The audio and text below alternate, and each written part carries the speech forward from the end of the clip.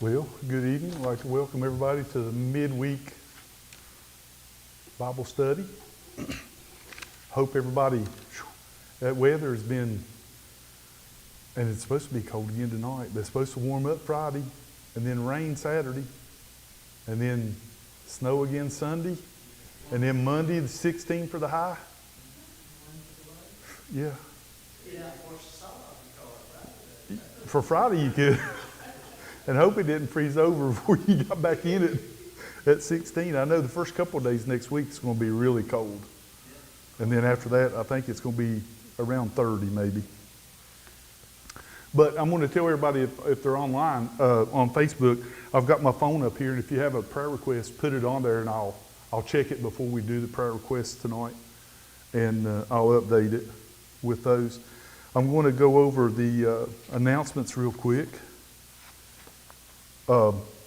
Which we had our elders meeting Monday, and then February the 7th is the Tim Tebow Foundation Night to Shine. The guest and volunteer registration is now open, and if you can at all, you need to. It would be great to do. It's a wonderful event. I'm telling you. We was talking earlier tonight about the smiles and about how them people, when I meet them at the car. Or I did last year. If I do the same thing I did last year, this year, I met them at the car. And some of them were so excited. They were getting tangled up in their seatbelt. They could not get out of the car fast enough. And then I was trying to hold them, so that the people that I just let off go in. Everybody gets introduced. When you walk in on a red carpet, they introduce their names. And I was trying to hold them, and it's all I could do. And I would try to tell them, I said, I'm sorry. And they would just stand there and they were ready to go. It is truly a blessing for sure to be there, to see those, to see the looks on their faces and to see the enjoyment that they have. It sure is. March the 7th through the 8th is the Ignite Men's Conference in Lynchburg. The Super Bowl of Caring. Now it's Super Bowl. It's we're collecting canned food and monetary donations back here on the connection desk in the entry. It's Rebecca. If you have any questions, the office of Rebecca Dye. They've done this for the past three or 4 years, and they collect all this from now until after the Super Bowl, till February the 9th. Yep, February the 9th. And then they'll package it all up and they take it to the food pantry downtown, the Good Samaritan Food Pantry, the money and the canned goods. So it's for a very, very, very good cause. And then they have Bible Bowl. If anybody is interested in doing Bible Bowl, they need to let Jeannie Daniels or Arlene Dales know. And that's our two coaches that they'll if they want to participate, they'll get the curriculum and they'll get started with their practicing. I know it's very, very good for the children too. My daughter did it and my son, but now my third son, he's different. I can't get him to commit to it. He would be very good because he has a memory. I mean, a very, very good memory. He can look at something and quote it right back to you. But if he had just another person to push him a little bit, his same age, I think he would enjoy it also. And we passed around a couple of Sundays, and I know we've still got the little cards. I've got some in the sound room, and there's some on the connection desk. If you haven't updated your phone and your address, we're updating all the phone numbers and we're updating all the addresses for the Share to Love cards that Connie and Helen and Ada and everybody do on Sundays. We're updating that information because they were starting to get some cards back. They wasn't being delivered. And if you update your phone number and you have a cell phone and you'd like to be on the Dial My Calls, which is a little information text that comes out if we have a cancellation or if we have an announcement for the congregation, or if we have prayer, we can put you on those lists, and then that way you'll be more connected to the church and to know what's going on. And we've just been doing that a couple of Sundays. So if you haven't, just please, you can stop by the sound room or in the connection desk and get a little, it's a 5x8 little card. You just put your name and your address and your phone number that you'd like to use on it, and then we'll take care of the rest. And I think that's all the announcements that I have, unless someone has any more or has any more. Oh, yes, yes. Oh, I skipped right over that. I did. No, you're right, brother. Rick Mathena will be here February the 23rd. And he said it would probably snow because he's a big storm front, I think is the way he worded it when he comes. If you haven't, yeah, if you haven't ever met Rick Mathena, you need to.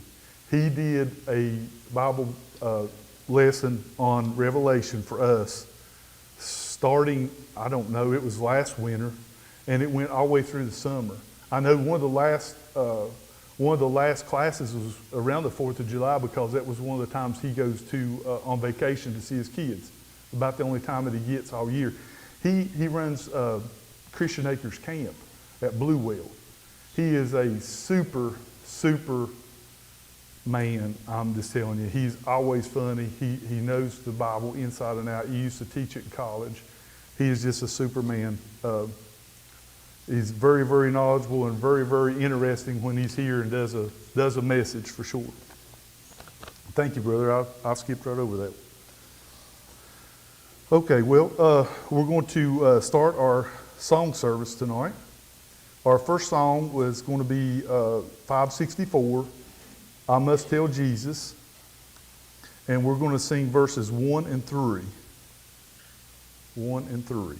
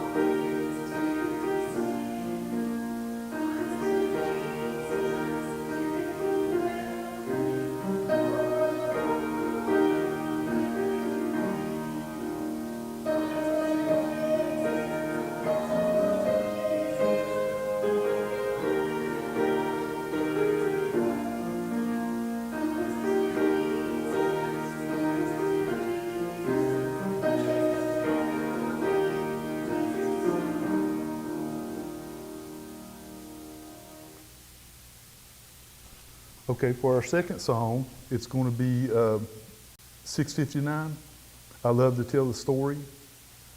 We're going to sing verses 1 and 4 of this song. 1 and 4.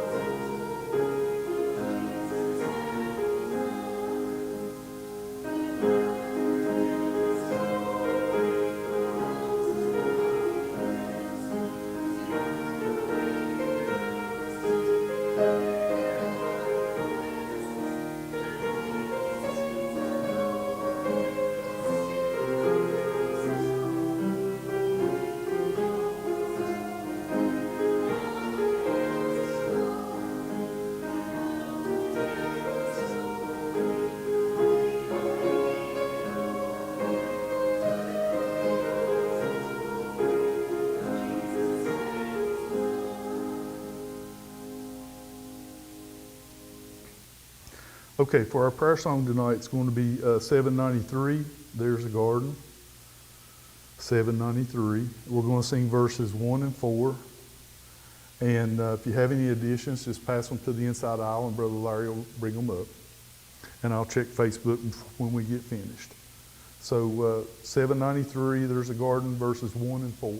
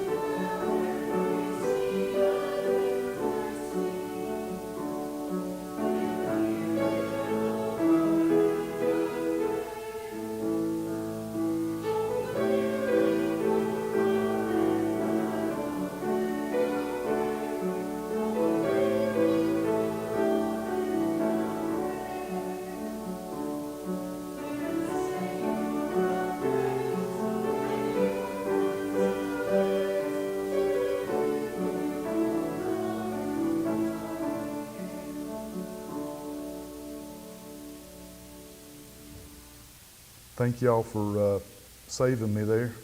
I had the wrong song up on the screen. The invitation song is going to be 922. 922, Jesus Paid It All. And on our prayer list, we have Lexi Butler. She's having issues with her pregnancy. It's a lady that works with Scott. But she is, it sounds like it's turned around to the good. Michael Ball.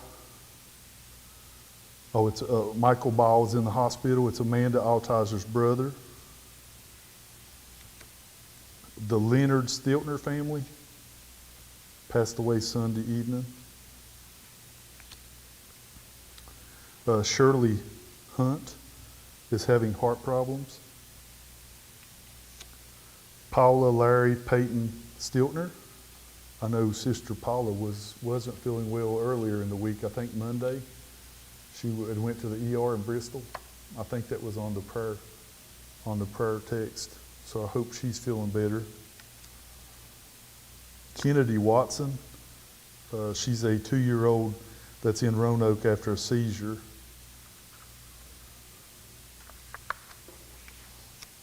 Wendy Brewster is having pain from her surgery. I think Wendy was in the ER or at a doctor's sometime this week for blood pressure.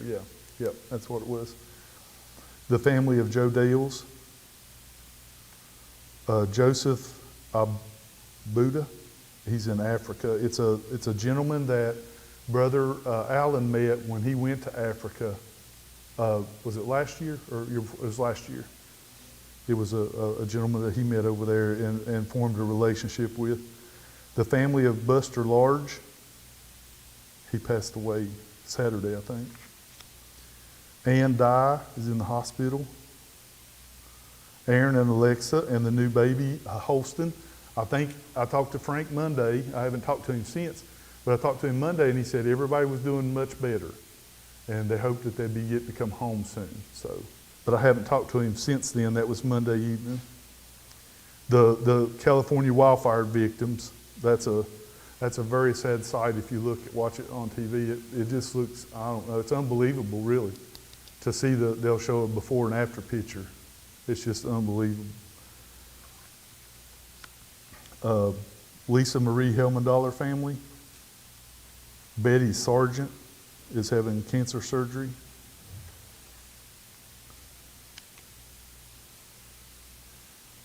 Lester, but I don't have a last name, but they say it's Ada Stacy's brother. He's having emergency surgery. He had it. Okay, so he had it and he's back home already. Okay, well that's great news. Let me look real quick. Do we have any more in here that anybody wants to add? No. She had that, but she kind of had a problem just yesterday today. Okay. Hazel Skeens. She had a procedure scheduled, was it the 9th? Yeah, whenever the 9th was, and she's still not doing great, but she's doing okay. Yeah. Okay, anybody else?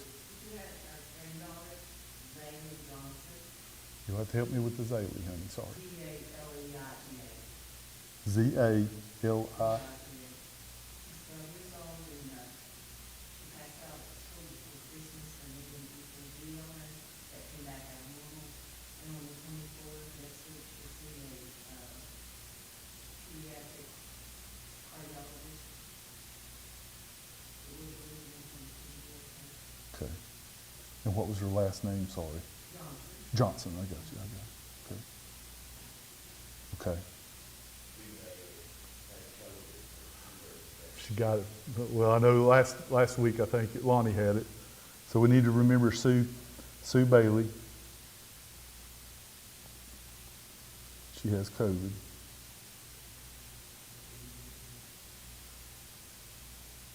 Okay. Anybody else in here have anybody? Let me look real quick.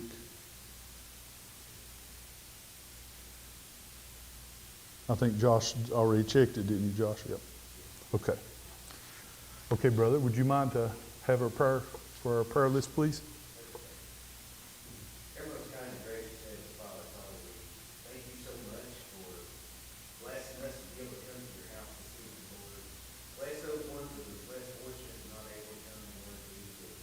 Be with all these ones that are mentioned on the prayer list, that we know that you know each and every need, Lord. You take care of any problem there is, Lord, but we know it's your time and your will. Lord, we just thank you so much for love and giving us the opportunity to call upon your name anytime that we're able to, Lord. To be able to come to you and speak to you and just give us peace and comfort in our hearts. Lord, just go with Brother Jim this evening, Lord, and let him remember what he studied, Lord, and give us the open ears to hear and be able to use what we hear tonight, Lord, to go out and spread the gospel. Lord, we thank you so much. Those of all forgive us of when we fall short. In Jesus' name I do pray. Amen. Thank you, brother. Okay, we are going to get into our lesson on Job. I may have a bunch of Bible verses, but I think we need them. But I hope most of Job's Bible verses are not real long.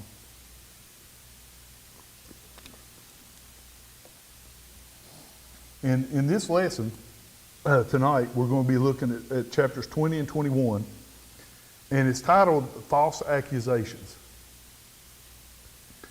And in this lesson, we're going to learn things that sometimes things are not always as they appear.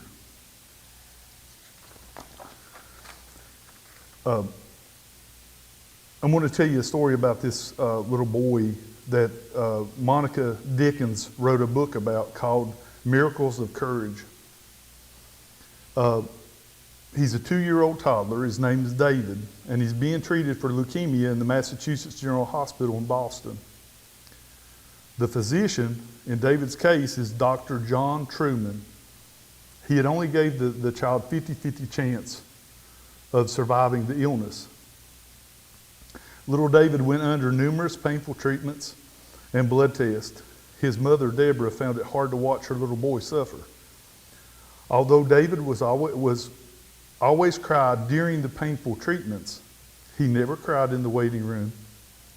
He knew that when he went to see Dr. Truman, that he would stick him with needles and hurt him. Yet whenever his name was called, he would hurry ahead of his mother and get into the examining room with a smile. And the little boy had a hard time saying his R's. So when he would get in there and he would see the doctor come in, he would say, "Hi, Dr. Truman." He couldn't say Truman, he would say Truman. Soon after David turned 3, he had to go under a painful spinal tap. And that's the removal of fluid in the lumbar region of your back, in your spinal cord. David was scared, but he put on a brave front.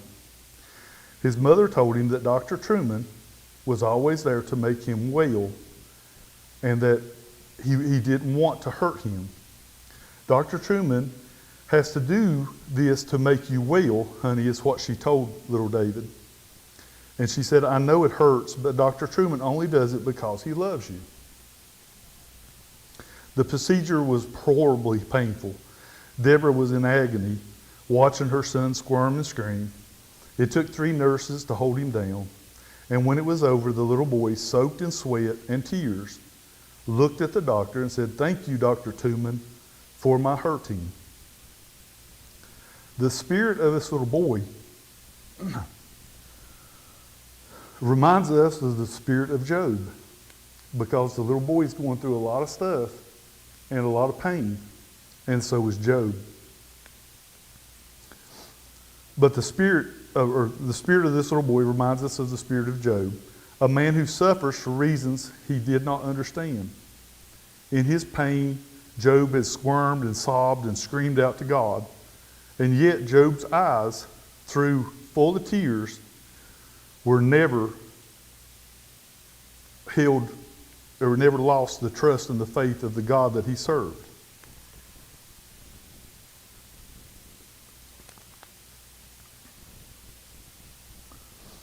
As we have seen, Job's 3 friends have been a little less than comforting to him as they hurled their false accusations at him, as he suffered without apparent reason or cause.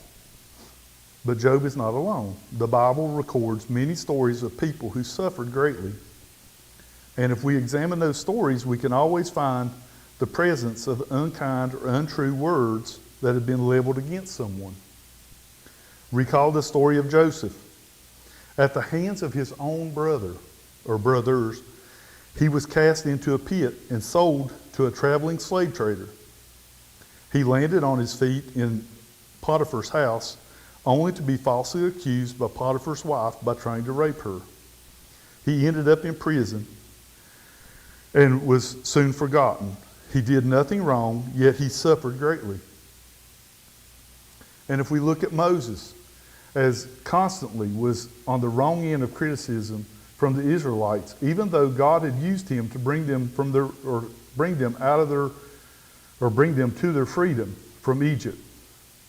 David killed Israel's most feared enemy, only to become a hated fugitive of a jealous King Saul. By standing firm in his convictions and honoring God, Daniel was thrown into the lion's den. And Daniel's 3 friends refused to dishonor God and faced the flames of the fiery furnace. This is Isaiah 53:3. It says, "He is despised and rejected by men, a man of sorrows and acquainted with grief, and he hid, as it were, our faces from him. He was despised, and we did not esteem him." Our Savior Jesus Christ was known as a man of sorrows, and he was acquainted with grief. Throughout his years of ministry on the earth, the Lord was targeted of false accusations almost daily. He was accused of being an illegitimate child.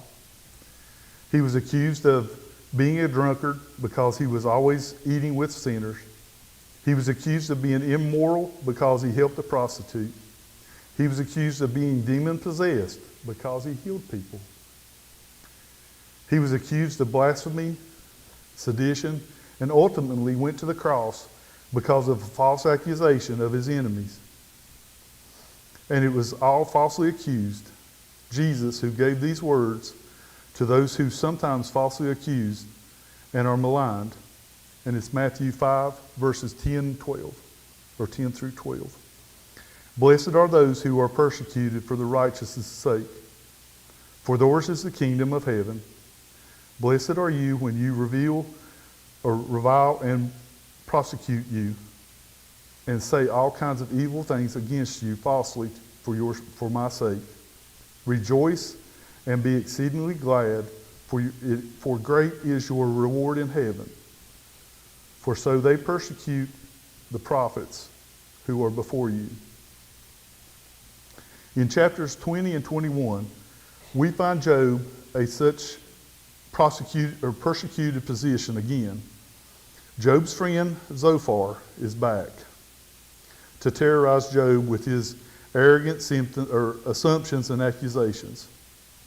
The good news is that Zophar, this is his last appearance, so we don't have to worry about hearing from Zophar anymore. Remember that Zophar was most brutal of Job's three friends. He doesn't just criticize Job passively, he gives his every appearance of enjoying criticizing his friend. He goes after him with zeal, a hard to comprehend. Zophar, his key thought in his final message to Job was found in Job 20 and 5. And that the triumphing of the wicked is short, and the joy of the hypocrite is but for a moment. As we begin this section, it becomes obvious to us that while one of Job's friends is speaking, the other two are listening. In the first 3 verses of chapter 20, Zophar expresses his displeasure with Job's previous speech. He feels disrespected and insulted by Job's words. So he decides to defend himself. And in fact, he says that Job's words were so strong against him that he had no choice but to respond. So Zophar's message in the second to the last speech is yet another threesome tirade against the woes of the wicked. Because of Job's spiritual experience does not line up with his rigid expectations of his friends, they brand him as a wicked man. So they're putting false accusations against Job because they don't know. But they're just saying that he's wicked because he's suffering. They put him they just figured out that anybody that's suffering that bad has to be a wicked man. The personal attacks against Job, even though the statements were made, are generic in nature, but they still put all the accusations on Job. Zophar opens up giving Job a vision of life of the wicked in verses 4 through 10. Do you not know this of old, since man was placed on earth, that the triumphing of the wicked is short, and the joy of the hypocrite is but for a moment? Though his naughtiness mounts up to the heavens, and his head reaches to the clouds, yet he will perish forever like his own refuse. Those who have seen him will say, where is he? He will fly away like a dream and not be found. Yes, he will be chased away like a vision of the night. The eye that saw him will see him no more, nor will the place behold him anymore. His children will seek the favor of the poor, and his hands will restore his wealth. His bones are full of youth and vigor, but it will lie down with him in the dust. So Zophar is basically saying that wicked men, or a wicked man, doesn't last long. His words are filled with innuendo and assumptions. His argument against Job is based on his knowledge of history, but his knowledge of history is filtered through his own personal agenda and his own personal perspective. It is not true to say that the triumph of the wicked is brief. History proves that sometimes the wicked survive longer over a period of time. Noah endured wickedness of his neighbors for 120 years. God gave the wicked Canaanites 4 centuries before he judged them. So Zophar is telling Job one side of the story, the side that fits his analysis of Job's suffering. According to Zophar, the higher a man climbs in his success, the farther he will fall when his judgment comes. He describes a wicked man's demise as refuge going down a drain, like a dream that cannot be remembered. And it's not even over when death comes. For after Job dies, Zophar says his children will have to sell off their inheritance to pay back all the people that Job has wronged in his life. Job will die young, and his bones will lie lifeless in the dust. It is wrong to say that if a person dies young, it must be because they are evil. Many great people have died young. Charles Haddon Spurgeon, he died at the age of 53. David Brainerd, the celebrated missionary to the American Indians, was only 29 when he died. And Eric Lindell, the story that's told of the movie Chariots of Fire, was only 43 years old when he passed away. Once again, we see that Zophar is wrong. Zophar then follows by saying, through evil, this is verses 12 through 14.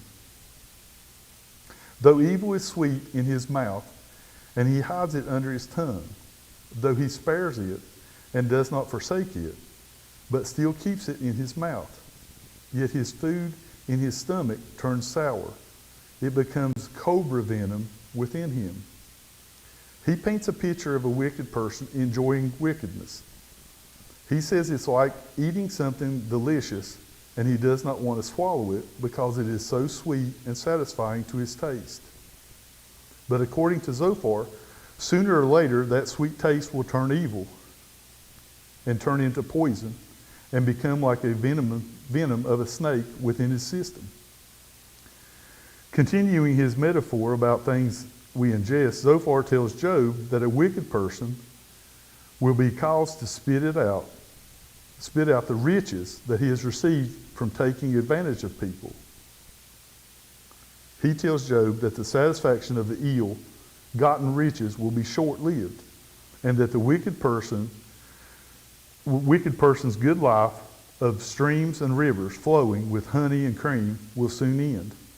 Zophar ends his scathing sermon by accusing Job of living in a stolen house. Zophar's analysis of Job's life is inaccurate because Job doesn't fit the description of a wicked man. However, Zophar's analysis has happened. What happens to people when they deny God is fairly accurate. People who reject Christ and devote themselves to the pleasures of sin find that the more they indulge, the more they crave. And that's just like, if someone is on drugs, at first they can start taking just a little bit, and that satisfies their need. But after a period of time, they have to take more and more and more, and it consumes them so much more. It's sort of like quicksand. When you start walking on it, the first little bit, you're going to start sinking a little bit, but the deeper you go, the deeper you're going to be sinking.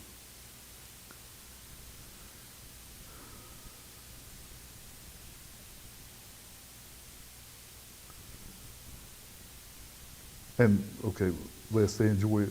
And the less they, and the more that they sin, the more that they destroy their ability to enjoy anything.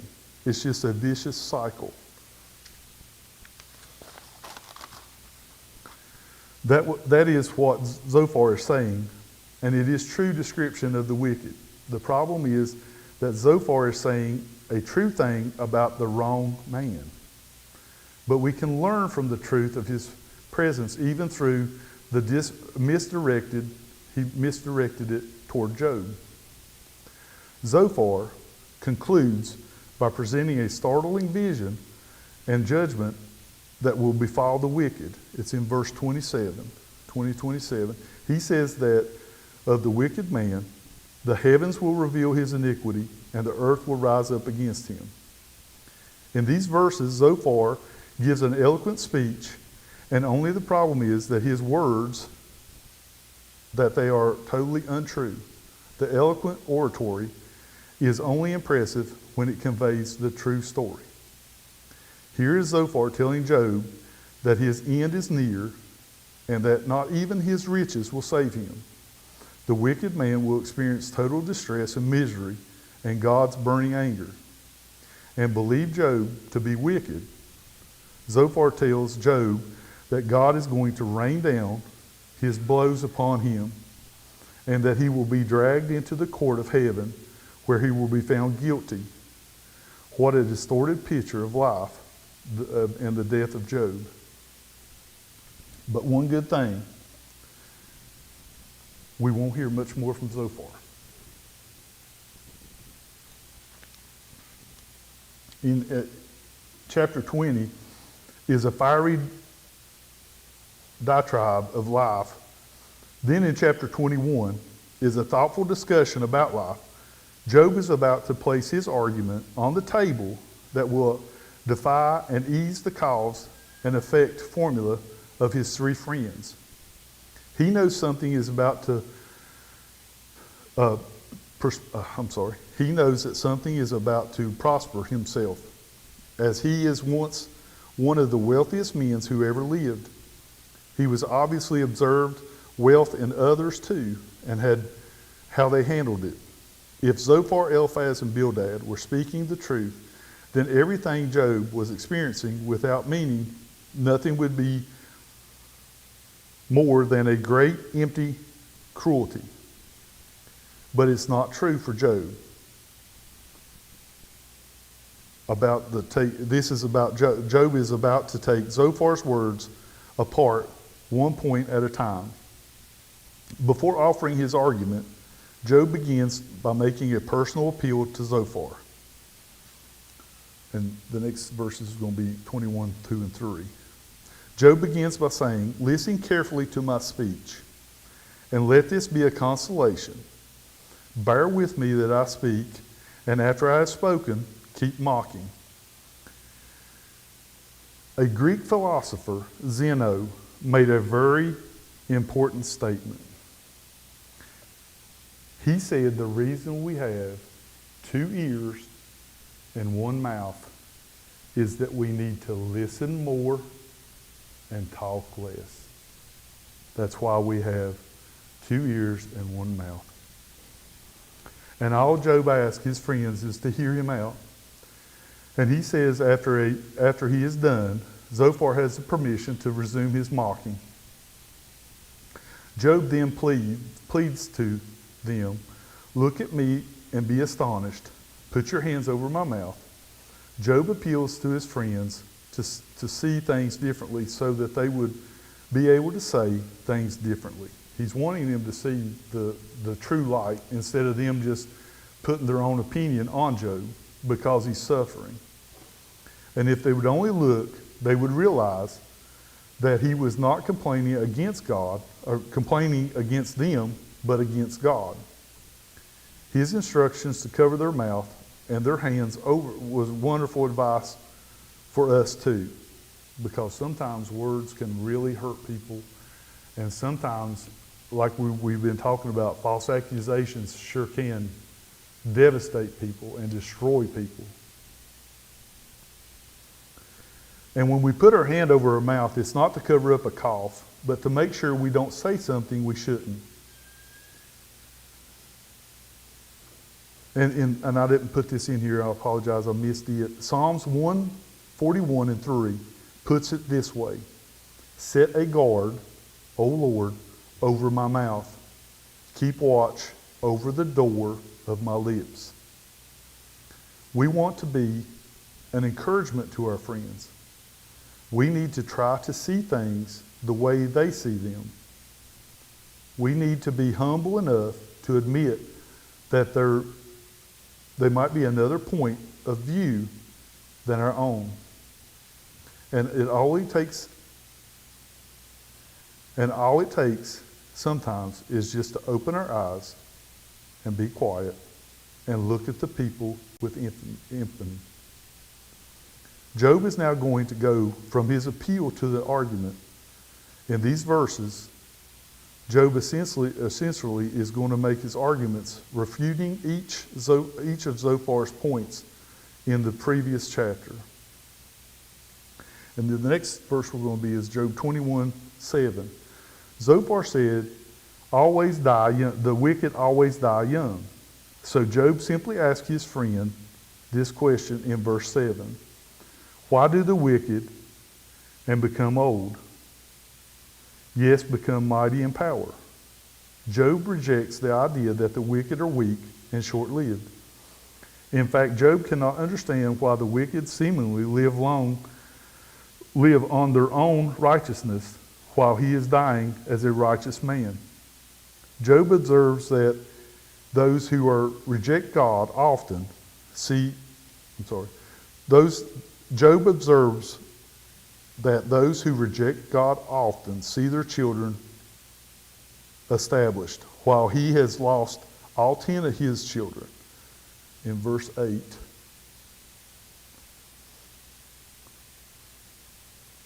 He says that it seems like their homes are safe from fear, and it does not appear to him that God's wrath touches them at all. And that's, that was verse 9. Job argues that the wicked actually seem to be blessed. Their livestock are healthy, their kids are plentiful and happy, and the wicked sing and make merry that their years are spent in prosperity. And this is all true. One of life's great questions for Christians today posed are the unbelievers. How do you explain the prosperity of those that are wicked? A lot of people have the same idea that Job and his 3 friends had, that there were simply an ironclad formula that is lived out in our lives. That is simply untrue. There is one thing we all know. The wicked often prosper in the world. Earthly blessings do accompany their lives, sometimes more in their lives of the righteous. But what happens after that life is over? Job then displays how blatant and wicked they are in the opposition or the opposition to God. And this is verse 14. Yet they say to God, depart from us, for we do not desire the knowledge of your ways. These people who are living the good life have no respect for God. They have no desire to acknowledge him. They openly mock him and blaspheme his name. And in verse 16, Job says, indeed their prosperity is not in their hand, and the counsel of a wicked is far from me. The wicked do not ever prosper from their own work. It is God who allows them to prosper, and this must have been shocking revelation to Job's friends to consider. In his speech, Zophar said that God was always immediately punishes the wicked, and that they would pay for their sin. But Job offers another perspective in verse 17. How often is the lamp of the wicked put out? How often does their destruction come upon them? The sorrows of God distributes in his anger. Job violently disagrees with Zophar's assessment of the wicked. As far as he's concerned, Job does not see the wicked suffering in their sin. They seem to be protected from evil. They seem to have even a hedge around them. But Job finishes this argument by offering a bleak but accurate synopsis of what befalls everyone in the end. and that's verse 26, 21, 26. They lie down alike in dust, and the worms cover them. Job sums it up this way. Death is death, no matter when or how it comes. A rich man dies, and a poor man dies. The believer dies, and the unbeliever dies. They lay side by side. They all lie in the dust, and the worms cover them. But where do the believers go? Where do the wicked go, and where do the unbelievers go? There's a big difference in where we're going to live our eternity and where they're going to live their eternity. Be sure to understand that Job is not only talking about his life, he's talking about his spiritual life and his life eternal. The whole message of this passage is, don't try to sort out life based upon what you observe is going on around you.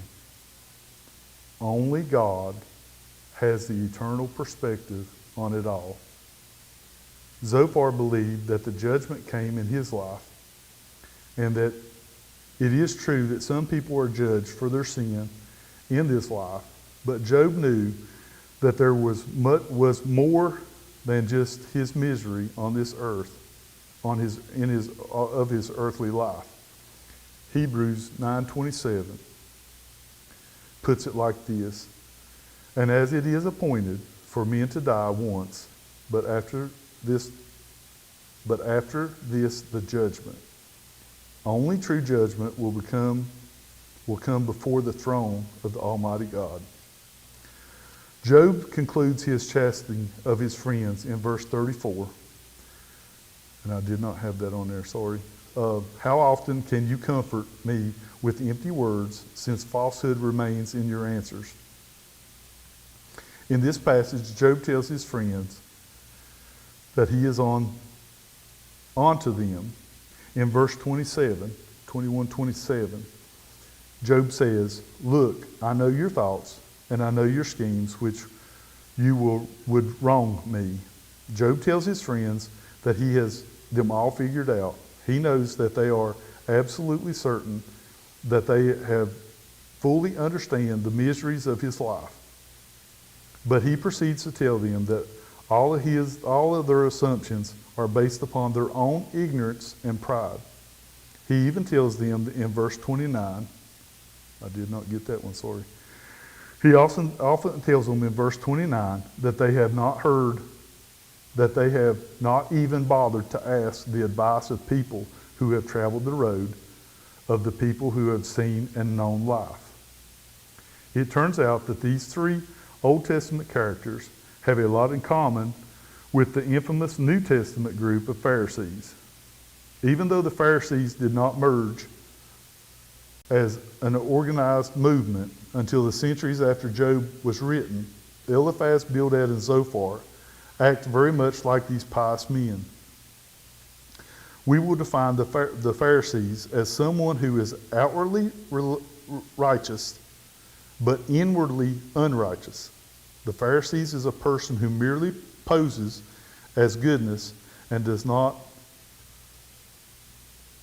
wholly possess it. Job's friends fully displayed this characteristic. They say things that sound right, but underneath it is all about their superiority and ignorance, that they have cornered on the truth and that they cannot possibly be wrong. In many places, the church has fallen into a mindset not unlike the Pharisees. Many Christians pose attitudes of fraught with pride and self-righteousness. But as believers, we do not want to exhibit these traits. The traits that we see in Zophar, Bildad, and Eliphaz.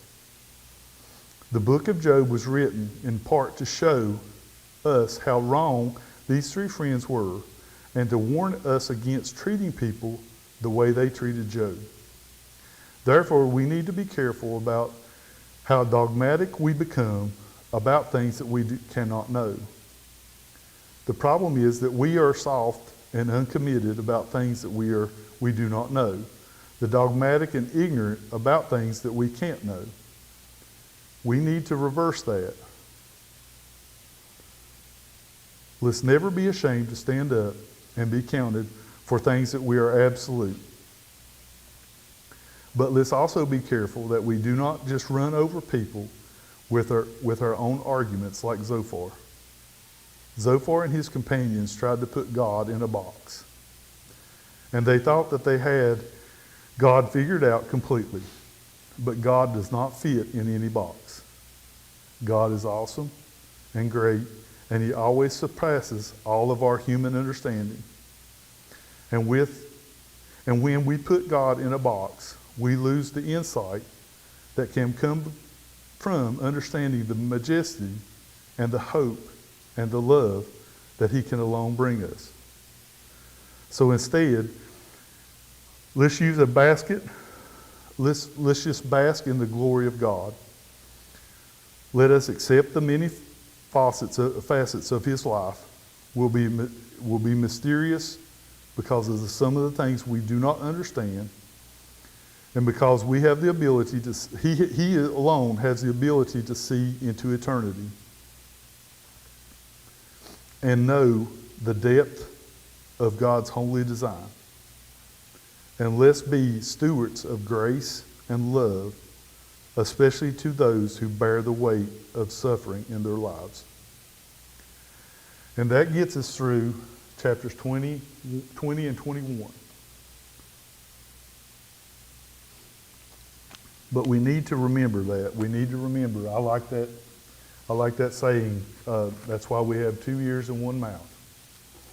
If you don't remember anything else, that's why we have 2 ears and 1 mouth. So we can listen more and talk less. And I'm telling that to myself more than anybody. I mean, it's just a true statement. For sure, we need to have a compassion for people that are suffering instead of trying to judge people and put our perspective in their life, because we don't know what is going on truly in their life. They may have told us something, they may have said something to us about it, but I don't know that you ever know the whole story.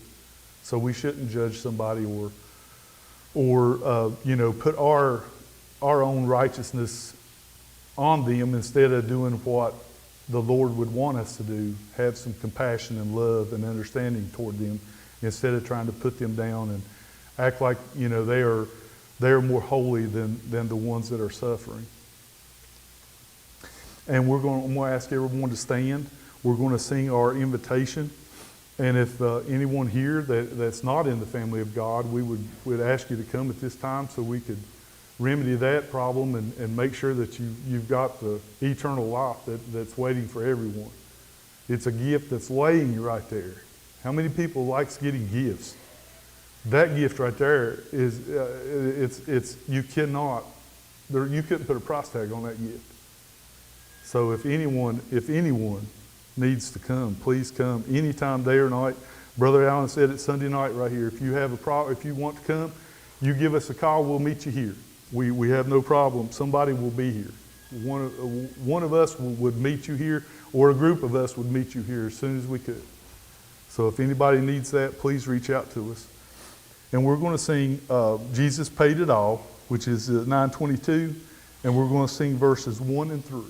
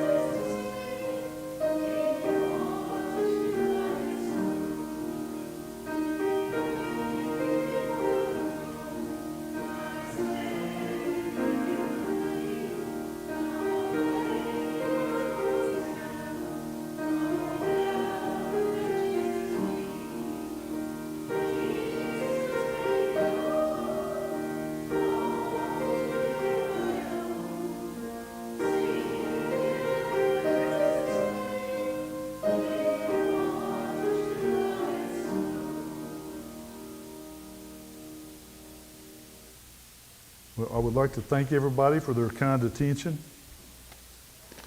I'm going to hit the announcements really fast. February the 7th is the Tim Tebow Foundation Night to Shine. February the 23rd, Rick Mathena will be here in the morning service to do his Christian Acres presentation. March the 7th through the 8th is the Men's Ignite Conference in Lynchburg. Don't forget about the Super Bowl carrying. If you can spare some canned food or if you want to make a donation, it'll be back there on the connection desk. Anybody was wanting Bible Bowl, please contact Jeannie Dales or Jeannie Daniels and Arlene Dales. And don't forget to update your addresses if you can on a Sunday when it's warm enough to where everybody can get out. I hope that the weather will, but the good Lord knows what we need. There's a reason that we have this time of year. There's a reason that He's gave us this snow, so we can't complain about it. I can tell you one thing. I go to work really early, and I go up on a mountain. And if you want to see a beautiful sight, sunrise, when the skies are this blue, it is a beautiful sight. So we can see beauty in everything, but it is beautiful. I'd stopped them many a morning and just sat there and watched it. But I hope everybody's safe. Hope everybody's warm. Hope to see you back here. We got Sunday school at 10 o'clock on Sunday morning. Morning message will be at 11, and we'll have Sunday night service at 6 o'clock. And we'll be back here next Wednesday. It'll be, I think it'll be chapters 22 and 23. It'll be the 10th message on it, on Job. And I think I've got 16, so I'll probably like seven more lessons. And I'm going to ask Brother Larry to dismiss us tonight.